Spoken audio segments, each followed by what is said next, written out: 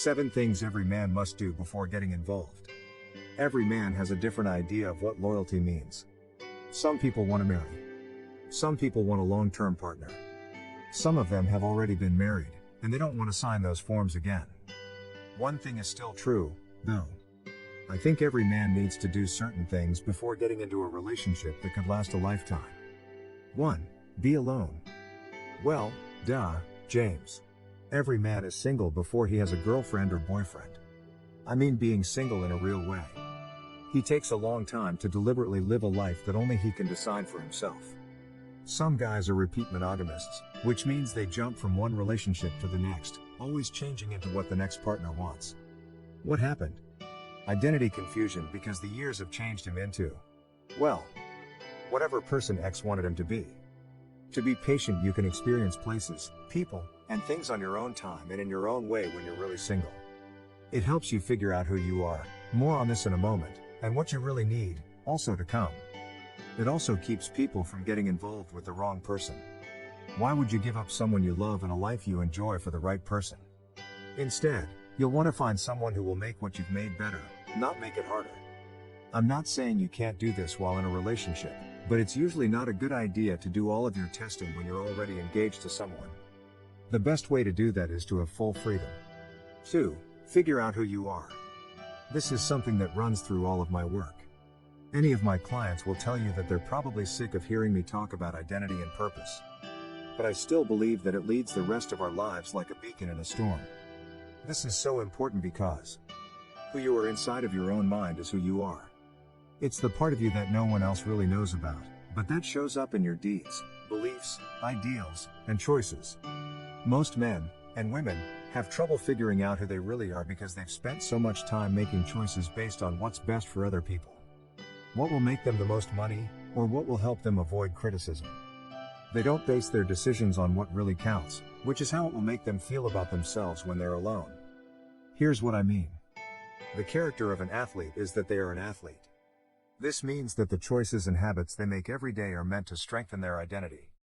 Should an athlete choose option A or option B? They ask themselves, and then they decide based on what makes the most sense for a player. If they make too many choices that aren't in line with each other, they may start to feel internal conflict, stress, sadness, or a sense of being disconnected from themselves. Why? Because they don't live up to the person they told themselves they were. This helps them stay on the right track. Now, picture someone who doesn't know who they are at all. How do they figure out what to do? How do they figure out which way to go? How can they be true to who they are if they don't know who they are? The same is true in partnerships, of course. If we don't have a light to lead us, we can't keep standards, choose the right partner, or stay true to ourselves in a partnership. First, you need to know who you are. 3. Figure out what you need and what you want. Another choice with customers. The other day, I got a call from a friend who was upset that his wife spends all of her time on her phone playing games. She is not in her 20s or 30s, she is in her 70s. The point is that we talked about more than just the phone. We talked about the greater frustrations here. He didn't feel close to his wife. What is he looking for? She needed to stop talking on the phone and talk to him. What's he looking for? He felt closer to and more emotionally connected to his wife. If you are very clear about not only what you want but also what you need, it will help you figure out what kind of person will make you truly happy in the long run. 4. Go on dates. I didn't say sleep around for the Republicans in the room. But if that's what you want to do, I won't tell you what to do. When you date around, you get to know different people. Exploring, as they say, the pond. Getting coffee, drinks, going to dinner, talking online, trying things out. Believe me, I know that talking to more than one person at the same time makes a lot of people feel weird. Not everyone you talk to needs a promise from you. Dates are supposed to be like tests. You give someone a chance and see if things work out. If they do, you move on. If they don't, you say goodbye with grace. But this is something I have always believed, you can't really know what you want in your heart if you haven't had other experiences along the way. This is true in every part of life. Before you buy a car, you think about all of your choices. The same thing happens when you buy a house. Even when you go shopping for an interview outfit, you don't just grab the first thing you see. You try everything on to see what fits best. So, Why shouldn't dating be the same? Before making a real promise that affects every other part of your life, you need to know what your choices are so you can choose the best one for you. 5. Stop thinking about it. Listen, dude, I'm not sure what it is for you. But whatever it is, you should get it out of your system before you start dating someone seriously. How could it be? Going up Mount Everest. Getting into bed with more women. Don't judge this, but a lot of guys cheat in relationships because they always feel like they're missing out and haven't done enough experimenting. If you do it while you're still single, that urge will go away. Leaving for a year to live in Rome. No matter what it is, once you feel like you've checked that box, you'll be much more comfortable living your life within a relationship, instead of feeling constantly held back or suffocated by it. And, hey, it's fine if you only want to do it for the rest of your life and never want to settle down.